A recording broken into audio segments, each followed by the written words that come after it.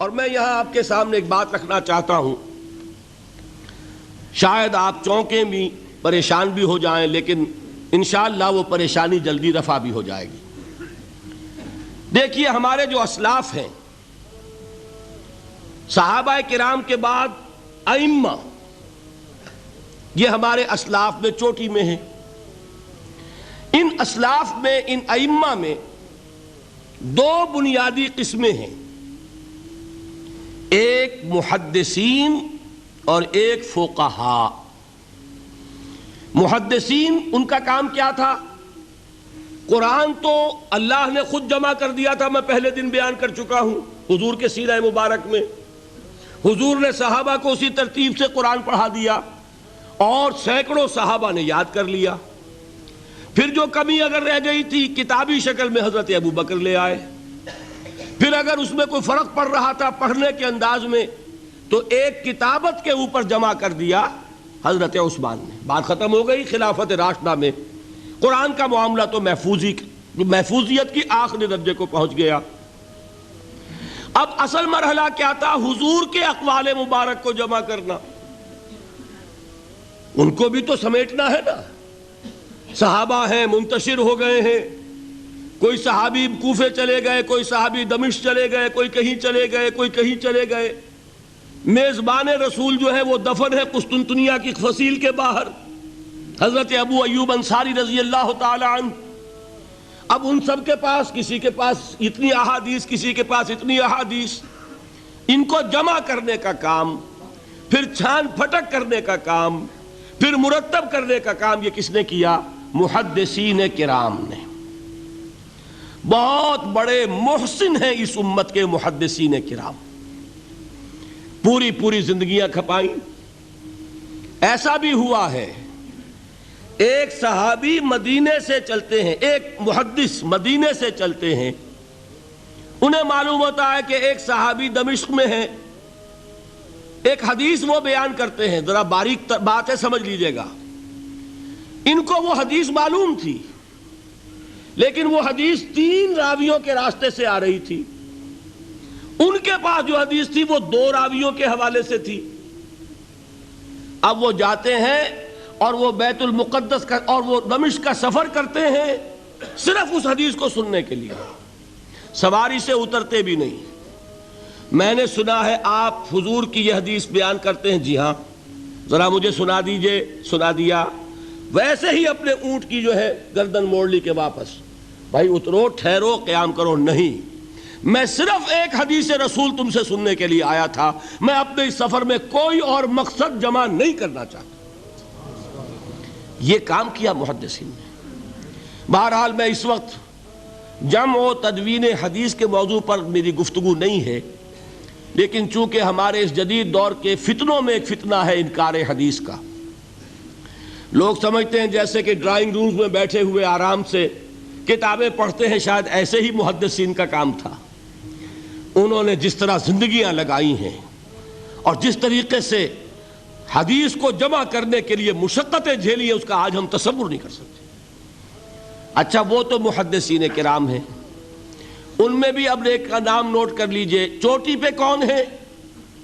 امام بخاری، امام مسلم، امام ترمذی، امام احمد ابن حنبل، امام ابن ماجہ، امام ابو داؤد، سب ہیں، لیکن چوٹی پر رئیس المحدثین کون ہے؟ امام بخاری۔ اچھا، اب تیسرا طبقہ ہے ہمارے ہاں، دوسرا، وہ ہے فقہاء۔ قرآن بھی جمع ہو گیا، حدیث بھی آ گئی، اب اس سے احکام نکالنے بھی تو ہے نا، استدلال کرنا ہے، حدیثوں کو جوڑنا ہے، قرآن کے ساتھ ان کا ربط تلاش کرنا ہے، اور پھر کوئی حکم تلاش کرنا ہے، اجتہاد کرنا ہے۔ یہ کام جنہوں نے کیا انہیں ہم کیا کہتے ہیں؟ فقہاء کرام۔ اور ان میں بہرحال جو لوگ یہاں جمع ہیں، مجھے یقین ہے کہ وہ اس بات کو تسلیم کرتے ہوں گے کہ ان میں چوٹی پر ہیں امام ابو حنیفہ رحمۃ اللہ علیہ، امام اعظم۔ ٹھیک ہے، کسی کی رائے ذرا مختلف بھی ہو سکتی ہے، کوئی شافعی مسلک کا ہے تو امام شافعی کو بہرحال وہ اونچا درجہ دے گا، مالکی مسلک کا ہے تو امام مالک سے اسے زیادہ نسبت ہے۔ لیکن واقعہ یہ ہے پوری دنیا نے تسلیم کیا ہے کہ قانون کا جتنا سینس امام ابو حنیفہ کو ہے، قانون ایک علیحدہ شے ہے، اخلاقیات علیحدہ چیز ہیں، ایک شے کا اخلاقی تقاضا کچھ اور ہے، قانونی تقاضا کچھ اور ہے۔ آپ کو کسی نے تھپڑ مارا، اخلاقی تقاضا کیا ہے؟ معاف کر دو بھائی، اور قانونی تقاضا کیا ہے؟ جوابی تھپڑ رسید کرو، اس لیے کہ اگر یہ نہیں کرو گے تو اس کی ہمت افزائی ہوگی، یہ کسی اور کو بھی تھپڑ مارے گا۔ قانون کا تقاضا یہ ہے، السن بالسن، دانت کا بدلہ دانت، والأذن بالأذن، کان کا بدلہ کان، قانون یہ ہے۔ اور اخلاق کا تقاضا کیا ہے؟ وَإِن تَعْفُوا وَتَصْفَحُوا وَتَغْفِرُوا، اگر تم بخش دو، معاف کر دیا کرو، لوگوں سے درگزر کیا کرو، فَإِنَّ اللَّهَ غَفُورٌ رَحِيمٌ، تو اللہ بھی تو غفور اور رحیم ہے۔ تقاضے متضاد ہو گئے کہ نہیں؟ کسی معاملے کے اخلاقی پہلو پر نظر رکھنا یہ اور مزاج ہوگا، اور کسی معاملے کے قانونی پہلو کی گہرائی میں اترنا یہ اور مزاج ہے۔ میں اپنا احساس عرض کر رہا ہوں، اور دنیا میں جو بات مانی گئی ہے کہ جس کا نام لیگل سینس ہے، قانون کا ایک فہم، اس میں دنیا کا کوئی شخص مقابلہ نہیں کر سکتا امام ابو حنیفہ کا۔ آپ صحابہ کو ان سے مستثنیٰ کر دیجئے، ظاہر بات ہے انبیاء اور رسولوں کا معاملہ نہیں ہے، تو باقی انسانی نوع انسانی کے اندر امام ابو حنیفہ کا پلے کا کوئی شخص، ان کے برابر کا کوئی شخص قانون کا فہم رکھنے والا آج تک پیدا نہیں۔ تو سید الفقہاء کون ہوئے؟ امام ابو حنیفہ۔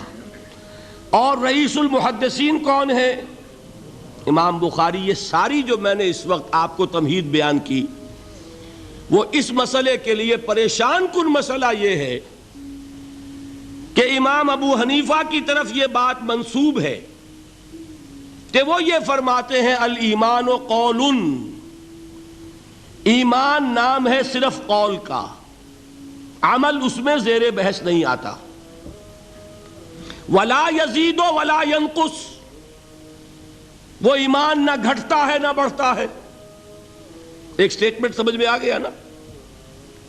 اب دوسرا سٹیٹمنٹ سنیے، وہ ہے امام بخاری کا، رئیس المحدثین کا، الایمان قول وعمل، ایمان نام ہے قول اور عمل کے مجموعے کا، قول اور عمل دونوں چیزیں ایمان میں شامل۔ وَيَزِيدُ وَيَنْقُصُ، وہ گھٹتا بھی ہے بڑھتا بھی ہے۔ ایک مسلمان کو پریشان ہو جانا چاہیے کہ نہیں؟ ایمان جیسی بنیادی بات، سارا قصر تو یہیں سے تعمیر ہونا ہے، جڑ بنیاد ایمان ہے۔ ایمان کے بارے میں کوئی 14ویں صدی کے 15ویں صدی ہجری کے کوئی علماء ہوں، بڑے سے بڑے ہوں، ان کا اختلاف ہو جائے تو تشویش نہیں ہوگی۔ یہ کن کے درمیان اختلاف ہو رہا ہے؟ رئیس المحدثین امام بخاری اور سید الفقہاء امام ابو حنیفہ۔ اور کتنا بنیادی اختلاف، بظاہر متضاد باتیں، بظاہر کہہ رہا ہوں میں نے کہا تھا مجھے پہلے آپ کو پریشان کرنا ہے، پھر تاکہ آپ کی سمجھ میں بات آئے یہ پریشانی رفع کیسے ہوتی ہے، اسی سے علم میں اضافہ ہوتا ہے۔ بات جو ہے وہ گہرائی کے ساتھ سمجھ میں آتی ہے کہ مسئلہ پہلے سامنے ہو۔ مسئلے کی اہمیت سامنے نہیں ہوگی تو آپ توجہ اتنی نہیں کریں گے۔ تو دیکھیے تضاد کتنا ہے، بعد المشرقین جسے کہتے ہیں ہم اپنے محاورے میں، کہ ایک مشرق کی بات ہے تو دوسری مغرب کی ہے۔ الایمان قول، نہیں، الایمان قول وعمل، تضاد ہے نا۔ لا یزید ولا ینقص، نہیں، یزید وینقص۔ تو یہ تو معلوم ہوتا ہے کہ بہت زبردست اختلاف ہے جو حل نہیں ہو سکے گا۔ اللہ تعالیٰ کا شکر ادا کرتا ہوں، اس نے اس کا حل سمجھایا۔ اور کیسا سمجھایا؟ میں پورے انشراح صدر کے ساتھ کہہ رہا ہوں، اس میں کوئی تصنع نہیں، کوئی تکلف نہیں۔ میرے نزدیک دونوں باتیں 100% درست ہیں۔ یہ نہیں کہ 50% یہ درست 50% وہ درست، نہیں، یہ بھی 100% درست، یہ بھی 100% درست۔ فرق کیا ہے؟ محل مختلف ہے۔ امام ابو حنیفہ قانونی ایمان کی بات کر رہے ہیں اور امام بخاری حقیقی ایمان کی بات کر رہے ہیں۔ قانونی ایمان کے اعتبار سے 100% درست ہے یہ بات کہ وہ صرف قول ہے، عمل نہیں، زیر بحث آئے گا۔ ایک شخص نماز نہیں پڑھتا کافر نہیں ہے، نماز کا منکر ہو جائے کافر، زکوٰۃ نہیں دیتا فاسق ہے، فاجر ہے، کافر نہیں ہے، زکوٰۃ کہہ دے کہ ہے ہی نہیں دین میں، کافر۔ فرشتہ کس نے دیکھا، کیا پتا کیسا ہوتا ہے؟ حضور نے بھی اصل فرشتہ اپنی اصل ملکی شکل میں صرف 2 دفعہ دیکھا ہے، ورنہ تو انسانی شکل میں آتا تھا یا نظر ہی نہیں آتا تھا۔ 2 باتیں تھیں، وہی ہو جاتی تھی، نظر کوئی نہیں آتا تھا، یا انسانی شکل میں نظر آیا۔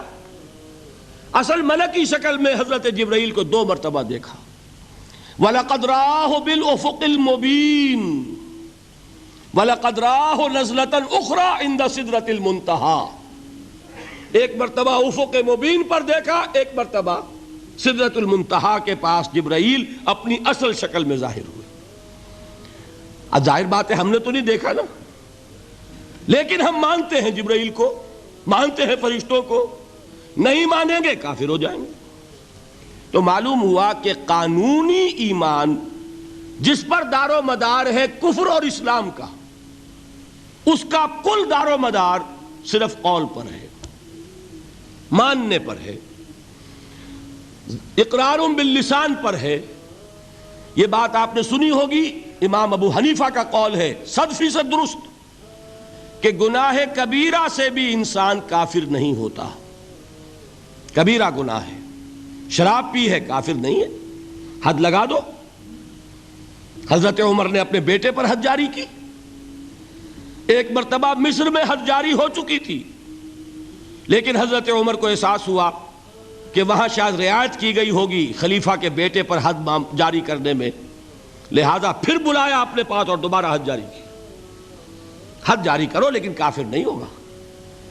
اگر کسی سے زنا ہو گیا ہے، میں آپ کو واقعہ سنا چکا، غامدی خاتون، حد جاری ہو جائے گی، لیکن یہ کہ اس کو کافر نہیں کہہ سکتے۔ کافر کیا کہیں گے؟ میں تو سنا چکا آپ کو کہ ذرا کسی نے کہہ دیا بے حیا عورت تھی تو حضور نے کیسی ڈانٹ پلائی ہے، کتنا اس کا رتبہ بیان کیا ہے۔ اس نے تو وہ توبہ کی ہے کہ مگر مدینہ کی پوری آبادی پر اس کو تقسیم کر دیا جائے تو سب کی نجات کے لیے کافی ہو جائے۔ معلوم ہوا تکفیر اور ہے اور کسی کا فاسق و فاجر ہونا اور ہے۔ اس میں حد فاصل انسان کا اقرار ہے۔